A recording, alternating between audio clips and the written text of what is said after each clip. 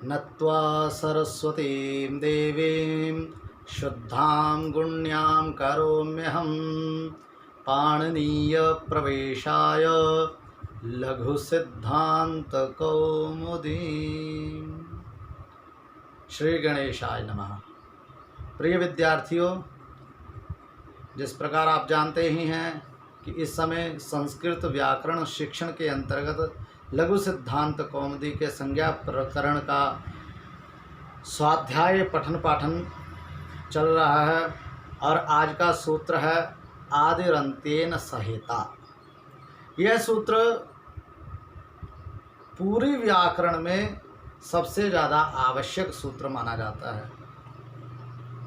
इसकी व्याख्या सुन करके आपको पता चल ही जाएगा। तो सूत्र है हमारा आज का आदिरंत्येन सहेता। अगर सूत्र को ध्यानपूर्वक देखेंगे तो आपको स्पष्ट होगा कि आदिरंत्येन सहेता, इस सूत्र में आदि अंत्येन सह इता, यह अलग अलग भिन्न भिन्न पद हैं, शब्द हैं। आदि अंत्येन सह इता, तो आदि एक शब्द, अंत्येन दूसरा शब्द, सह तीसरा शब्द और इता चतुर्थ शब्द। इस प्रकार चार पदों वाला यह सूत्र है। आदि शब्द जो है वो प्रथमा का एक वचन, प्रथमांत पद है।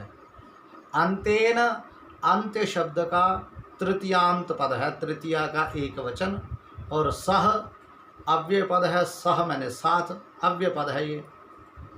और इता, इता शब्द जो है इत शब्द से बनता है, तृतीया के एक वचन में।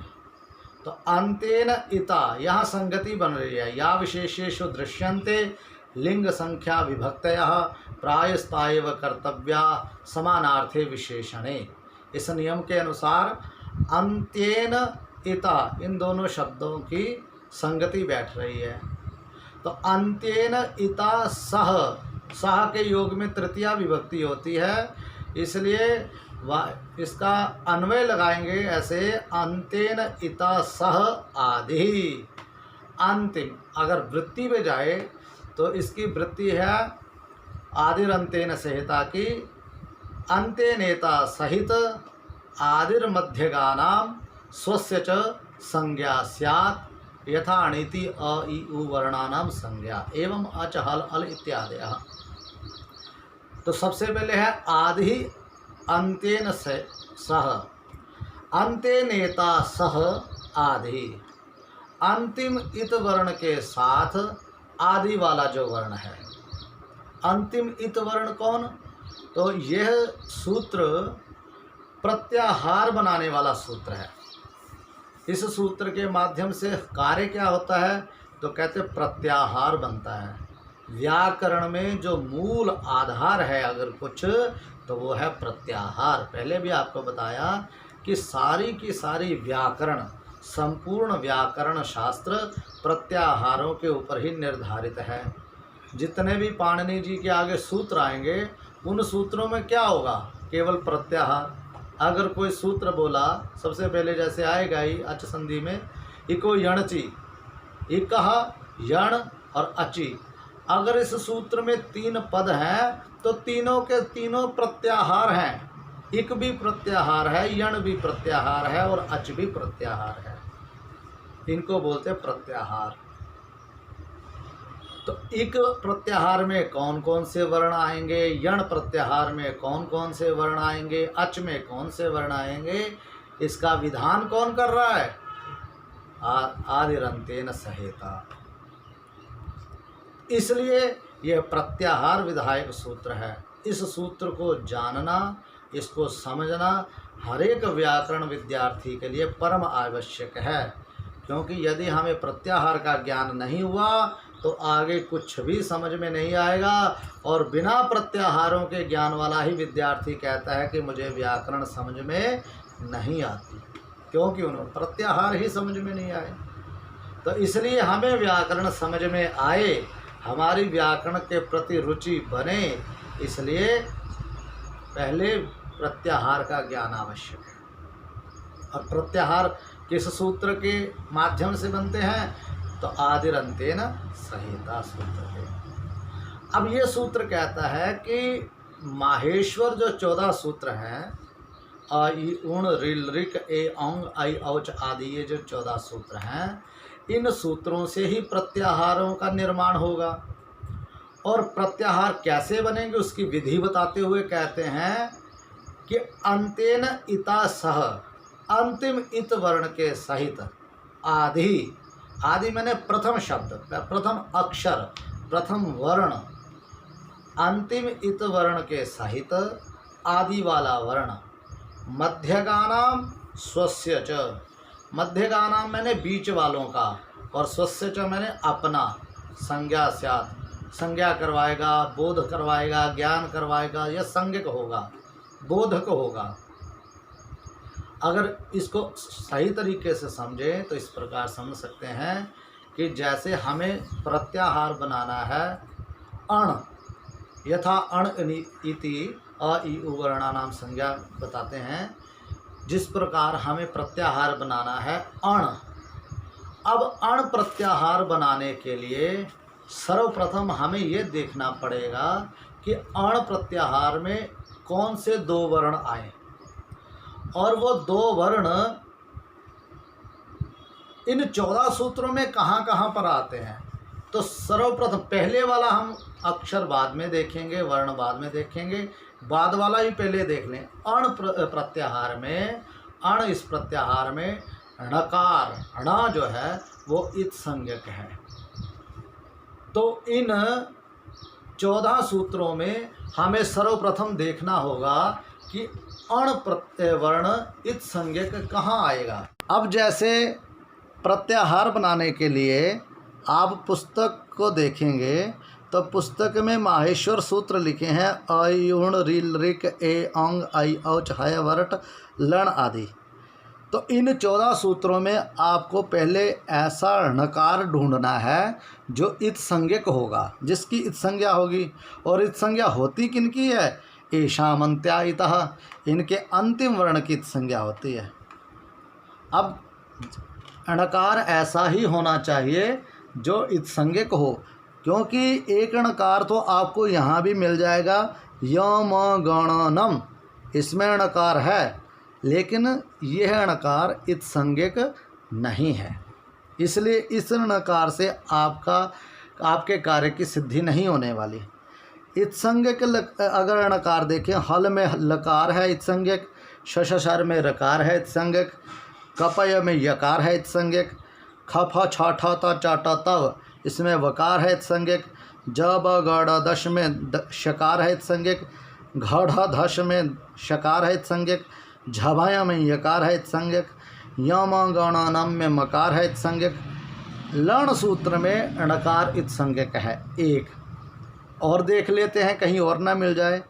हयवरट में टकार इत संज्ञक है, आई औच में चकार इत संज्ञक है, ए औंग में गकार इत संज्ञक है, रील ऋक में ककार इत संज्ञक है, और आई उण में णकार इत संज्ञक है। तो यहाँ पर हम देखेंगे कि 2 वर्ण, 2 णकार, 2 स्थान पर णकारों की इत संज्ञा प्राप्त होती है, एक ऐ उण में णकार और एक लण में णकार। तो इसका तात्पर्य हुआ कि अण प्रत्याहार 2 प्रकार से बनेंगे।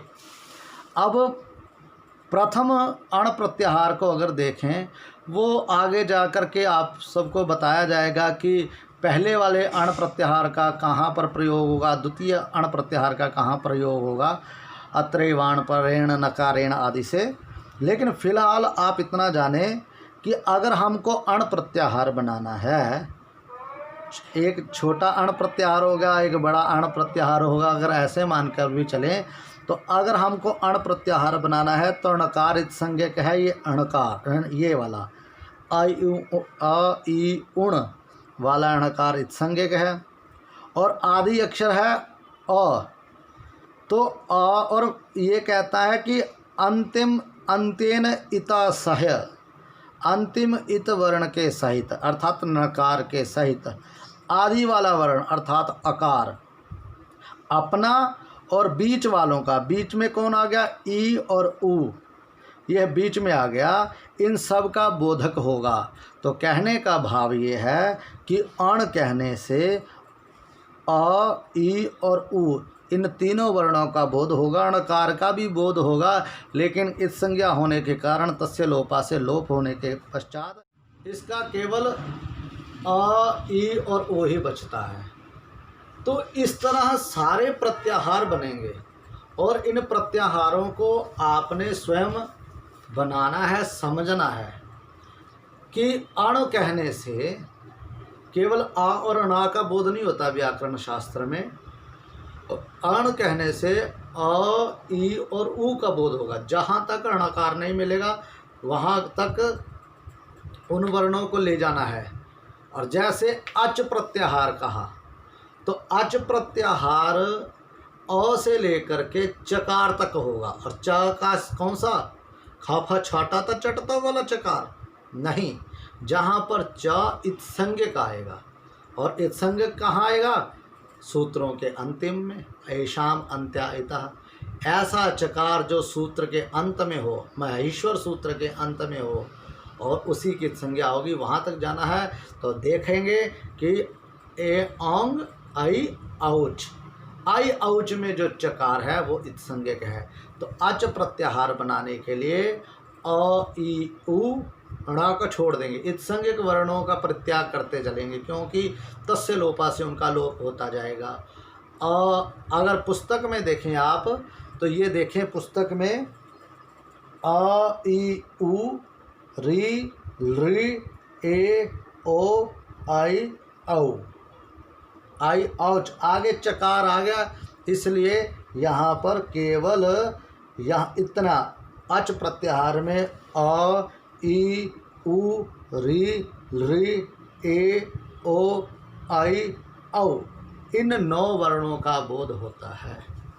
तो इस तरह से यह प्रत्याहार बनाने वाला सूत्र आदिरंतेन संहिता है।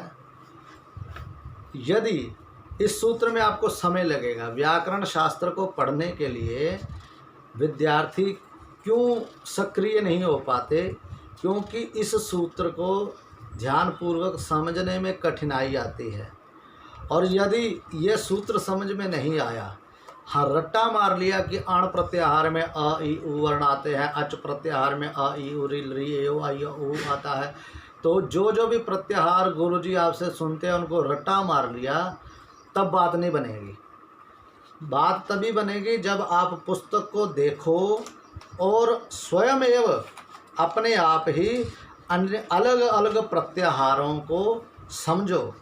यदि आप अपनी बुद्धि से प्रत्याहार बनाने में सफल हो गए तो यह व्याकरण शास्त्र आप लोगों के लिए सरल हो जाएगा। तो इस तरह से इस सूत्र की व्याख्या को आदिरंतेन संहिता, इस सूत्र की व्याख्या को भली भांति समझें, पहचानें और जानें, और प्रत्याहार के बनाने की विधि को समझ करके व्याकरण शास्त्र में प्रवृत्त हों। सूत्र की वृत्ति है अंतेन इता सह आदि मध्यगानाम स्वस्य च संज्ञा स्यात्। अंतिम इत वर्ण के सहित आदि वाला वर्ण अपना और बीच में पढ़ने वाले, बीच में आने वाले सभी वर्णों का बोधक होगा। तो यह सूत्र अच्छे प्रकार से आप लोग समझें, और जब इस सूत्र को आप लोग समझ जाएंगे उसके बाद पुनः और आप लोगों को जब प्रत्याहार बनाना आ जाएगा उसके बाद आपको बताया जाएगा उकालो झ्रस्व दीर्घ प्लुतः। इस सूत्र की व्याख्या अगली कक्षा में की जाएगी। तब तक के लिए यह कक्षा यहीं पर विरमति को प्राप्त होती है। धन्यवाद। वंदे संस्कृत मातरम्।